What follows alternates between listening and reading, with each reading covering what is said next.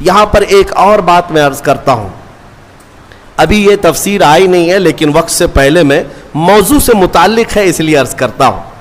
موضوع سے متعلق ہے اس لیے کہ حضرت موسیٰ علیہ الصلاۃ والتسلیم کا وہ واقعہ یاد کریں جب فرعون کا لشکر پیچھا کرنے لگا موسیٰ علیہ السلام کی جماعت کا.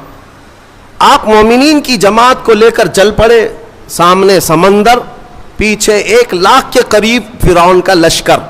کدھر جائیں؟ ادھر سمندر ہے، ادھر دشمنوں کا لشکر ہے. حضرت موسیٰ علیہ السلام کے ساتھ جو مومنین تھے ان کی آزمائش بھی تھی. ایسا موقع آ جائے، ایک طرف سمندر ہے، ایک طرف دشمن کی فوج، لیکن اللہ تعالیٰ جسے جہاں سے چاہے بچائے. رب تعالیٰ کا حکم ہوا کہ اے موسیٰ اس سمندر پر اپنا عصا مارو. آپ نے عصا لکڑی ماری تو 12 راستے خشک پیدا ہوئے. موسیٰ علیہ السلام کا جو قبیلہ تھا، یعنی آپ کی جو جماعت تھی مومنین کی، وہ 12 خاندانوں میں تھی، تو سب کے لیے ایک ایک راستہ سمندر میں بن گیا. سب اس راستے سے چلنے لگے. سمندر کے دوسرے کنارے وہ پہنچ گئے. فرعون نے دیکھا راستہ کھلا ہوا ہے، ہم بھی چلتے ہیں. فرعون موسیٰ علیہ السلام کے یہ کھلے ہوئے راستوں کے درمیان آ گیا. بیچ سمندر میں فرعون کی فوج پہنچی تھی، سمندر کو واپس ملا دیا گیا.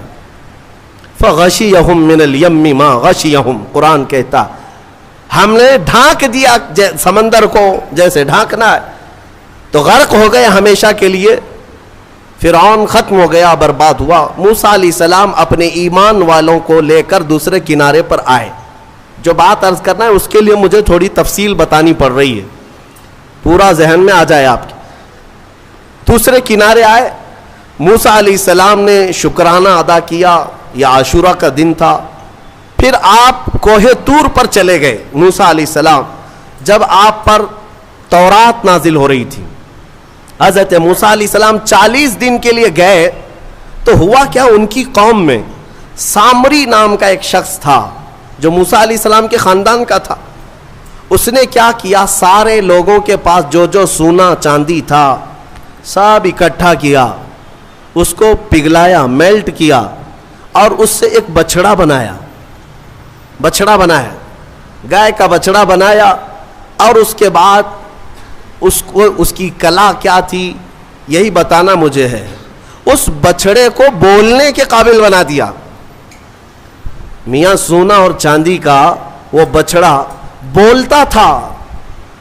اندازہ کرو، یہ سیل اور بیٹری کا زمانہ نہیں ہے کہ آج کے کھلونے جیسے بولتے ہیں. آپ کو تعجب نہیں ہوگا، لیکن وہ 3000 سال پہلے اگر بچڑا بولتا ہو بغیر سیل کے، بغیر بیٹری کے، اور کوئی نہ ٹیپ ریکارڈ اس کے اندر کوئی چیز نہیں، لیکن بولتا تھا، تو قوم گمراہ ہو گئی.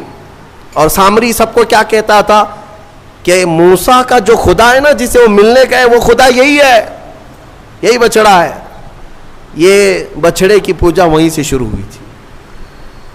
اور جو گمراہ ہوئے وہ عبادت میں لگ گئے، اور ایسی عبادت، اسی کے پاس اعتکاف، اسی سے نظر، منتیں، سب بچڑے کے پیچھے لگ گئے کہ تو ہی ہمارا سب کچھ ہے، ہمارا فلاں کر دے، ہمارا فلاں کر دے. بچڑا بولتا بھی تھا. یہ تعجب کی بات ہے نا، حیرت کی بات ہے. میرے عزیزوں، اس سے بڑے حیرت کی چیزیں بھی آ جائیں، تمہارا ایمان مضبوط ہونا چاہیے.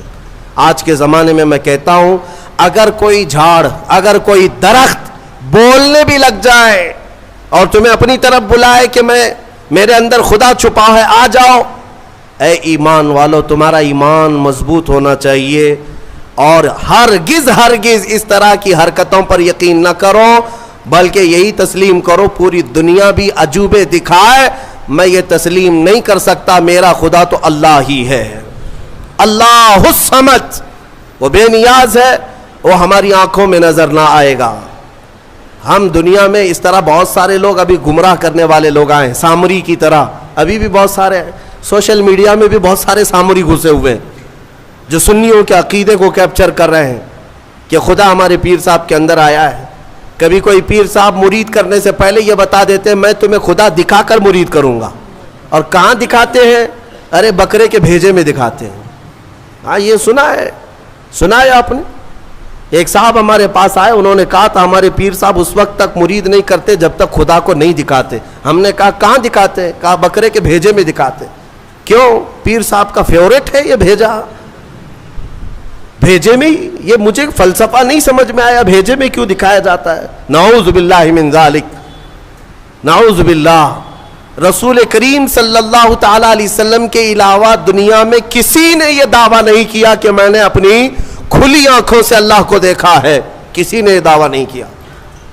عالم خواب میں, عالم وجد میں اگر اللہ نے اپنی تجلیات کسی ولی کو دکھایا تو اس کا ہم انکار نہیں کرتے, لیکن یہ جو حرکتیں ہیں یہ گمراہی ہے میرے عزیز, یہ گمراہی ہے, گمراہی ہے. تو سامری نے یہ کام کیا. بات طویل ہو جا رہی ہے, جو بات کہنی تھی مجھے وہ بہت قریب میں لے آتا ہوں. سب پوجا پاٹ میں لگ گئے, عبادت میں لگ گئے, اللہ کی عبادت سے دور بچڑے کی عبادت میں لگ گئے. موسیٰ علیہ السلام جب واپس آئے تو دیکھا ان کی قوم گمراہ ہو چکی ہے. 40 دن کا جو گیپ تھا نا, یہ قوم کو گمراہ کر گیا.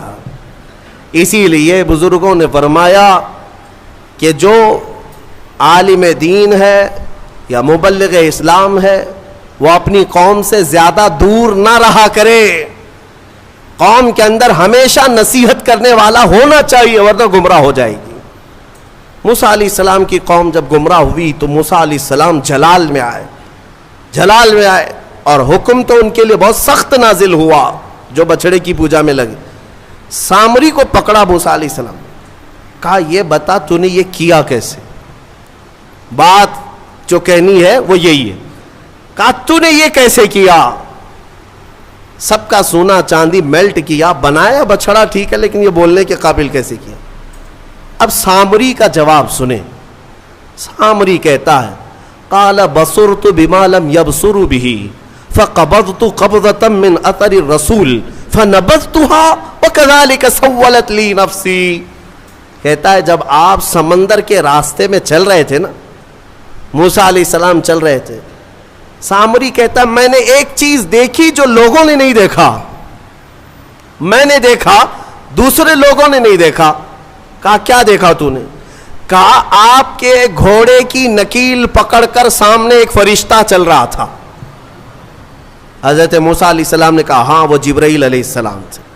جبرائیل علیہ السلام آئے تھے جب راستہ عبور کر رہے تھے. تو سامری کہتا ہے میں دیکھ رہا تھا آپ کے آگے آگے ایک فرشتہ چل رہا تھا. تو موسیٰ علیہ السلام نے کہا تو پھر کیا کیا؟ وہ کہتا ہے وہ فرشتہ جیسے جیسے چلتا جا رہا تھا میں اس کے پیروں کے نیچے کی مٹی اٹھا رہا تھا. جبرائیل علیہ السلام کے پیروں کے نیچے کی مٹی اٹھاتا رہا اور وہ میں نے جمع کر لیا جتنی مٹی مجھے ملی, اور جب کنارے پر آئے اور آپ گئے تھے کوہ طور, میں نے اس بچڑے کو بنا کر کے اس کے منہ کے اندر یہ مٹی ڈال دی تو وہ بولنے کے قابل ہوا. وَكَذَلِكَ سَوَّلَتْ لِي نَفْسِي. وہ کہتا ہے ایسے میرے یہ کام بن گیا, اس مٹی کا ہی اثر ہے.